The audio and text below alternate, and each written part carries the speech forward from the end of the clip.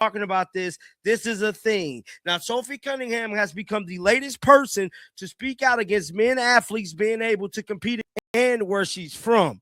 She'll weigh in on how to protect women's sport. She says because she's in the world and feels job, Sophie Cunningham is going to be bigger than Caitlin because of what she stands for. That's just how I feel. Sorry, bro, I ain't gonna lie to you. She's already forgotten it's there at all. You said there 1, 2, 3, 4 average. You are thrilling itches. Well, Caitlin Clark is the common denominator in every single top, like all the other people do, copy people all the damn time. She came in here and did it her way, doing it herself, Right out of the gate, the take here is that Sophie Cunningham has become the WNBA's punching bag, dragged for the finger point, dragged for the data center's post, and now dragged again for a new comment. That's a real pattern worth naming. 3 separate controversies in a matter of weeks, all centered on one bench player who wasn't even a household name 2 years ago. Whether you think the criticism is fair or not, the sheer volume of it says she's become one of the most covered personalities in the league, which sets up exactly why this next story blew up the way it did. I got mad at her for the data centers. Now, people mad at Sophie Cunningham for calling out men's athlete wanting to participate in women's sports. Yes, we're still talking about this. This is a thing. Now, Sophie Cunningham has become the latest person to speak out against men athletes being able to compete against women in sports, which is very, very wrong. Now, with that being said, let's jump right into this thing. So ESPN released the article. So here's the actual headline. Sophie Cunningham has spoken publicly about competitive fairness for women and girls in sports relative to transgender athletes. One of the most contested topics in sports policy right now, not something invented for this video. My take is simple. This isn't some fringe internet argument anymore. It just came off a Supreme Court term where the justices ruled on state-level sports bans, so a WNBA player weighing in was always going to be national news the second it hit print. Let's get into what she actually said. Today, probably like an hour ago, talking about Sophie and this whole situation with men's athlete. Shout out to Clay Travis. He stated Sophie Cunningham just became one of the first current American female pro athletes to come out against men playing in women's sports in a profiled article by ESPN.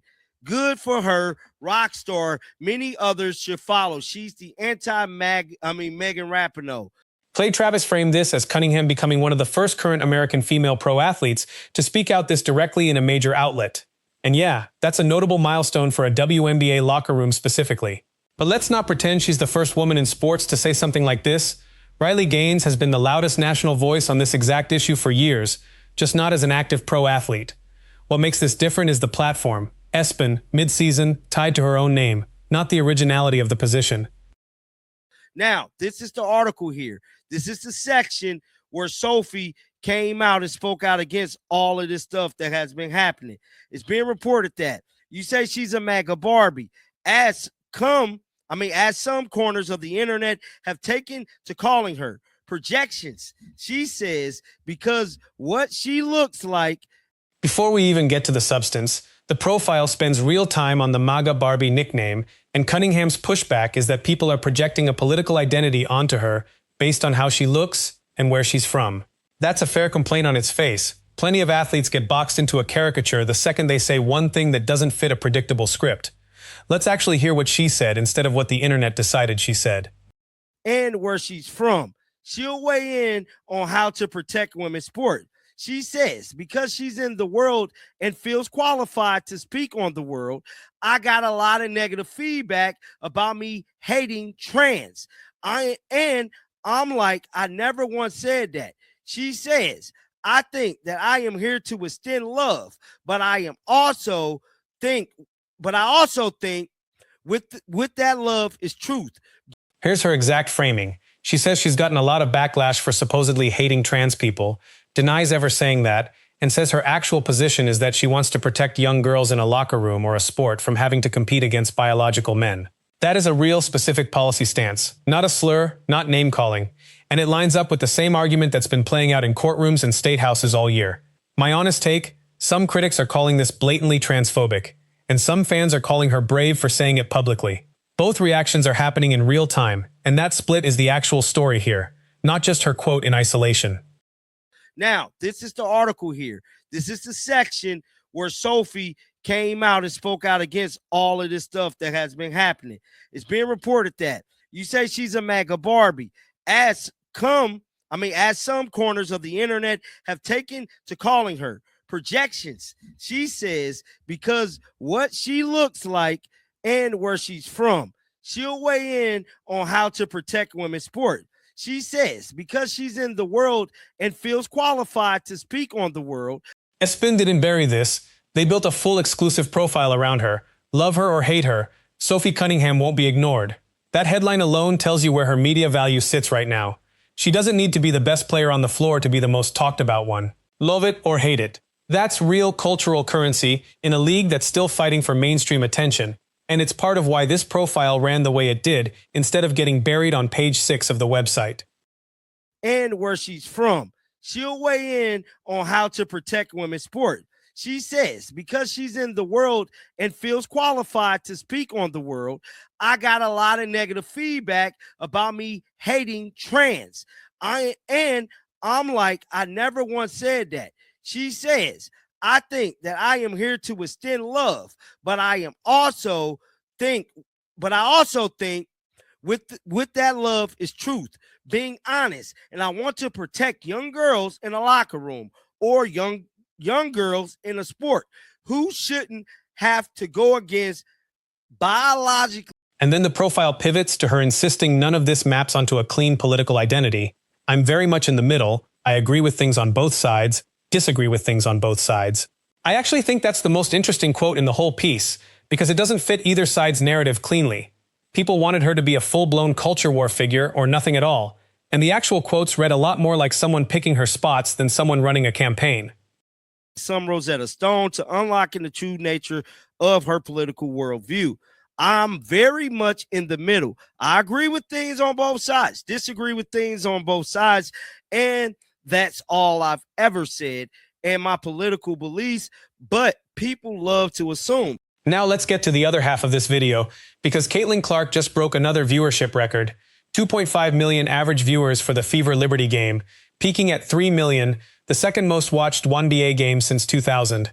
That's not hype, that's Nielsen data. No matter what storyline is dominating the news cycle that week, Clark is still the one number nobody in this league can replicate. Nothing but Caitlin Clark, the needle mover, does surprise me just another day for the Queen, and the league still doesn't promote Caitlin Clark like they should. Only behind the wait for it, Fever versus Aces with 2.64 million viewers on average. And it doesn't stop there. The Fever Aces game averaged 2.64 million viewers on NBC and Peacock, the most watched WNBA game of the entire 2026 season. And Clark is the common denominator in basically every top-rated broadcast since she entered the league. My take? Whatever the league office is doing to market this team, it's Clark's name on the marquee doing the actual heavy lifting, and every ratings report this season backs that up. Nationally televised games next year, that is the absolute truth when it comes to Caitlin Clark and this whole situation. But just like I stated, what stuck out more than anything is the growing hate that Sophie Cunningham has been enduring. Here's the part that should bother the league office specifically. While Clark is delivering record after record, Cunningham, her closest teammate and on-court protector, is dealing with real, escalating backlash this month. You can have strong opinions about whether her comments deserve that reaction, but there's no denying the gap between the numbers she's helping generate for this league and the goodwill she's getting back from it. This month of July, and we're supposed to be celebrating 250 years of the country this month, and to me, as patriotic as Sophie is, you would think she'll be getting more love with it being 250 years of the U.S. of A. And she's always showing love to the country. She always showing love to my home state of Missouri. I like Sophie. Just like I told y'all before, whenever I was up there, she was showing love to the fans. I don't get why people dislike her so much. You know, she made a name for herself as a bench player. And anybody that's hating. There's also a personal layer here worth sitting with. Cunningham's been vocal about her home state of Missouri and about the country generally, and the host read is that someone that visibly patriotic should be getting more warmth this particular month, not less. That's a fair emotional beat for the audience, even if you don't agree with every position she's taken. Nobody's arguing she isn't a real, specific person with a real hometown behind the headlines. On somebody for wanting to better themselves in their career, you as a hater. So maybe you should look in the mirror and ask yourself the question. You know what I'm saying? She ain't copy nobody like all the other people do, copy people all the damn time. She came in here and did it her way, doing it herself. You know, she ain't wearing costumes, copying people. She ain't doing none of that. She did it her way and herself. And I take my hat off to Sophie. Close it out with the actual receipts on her career. She made her name as a bench player who worked her way into being one of the most recognizable faces in the league, without copying anyone else's persona to get there. Say what you want about any specific opinion she shared this year. That part of the story is just true, and it's worth separating from the debate everyone's currently having about her. Nationally televised games next year. That is the absolute truth when it comes to Caitlin Clark and this whole situation. But just like I stated, what stuck out more than anything, is the growing hate that Sophie Cunningham has been enduring this month of July. And we're supposed to be celebrating 200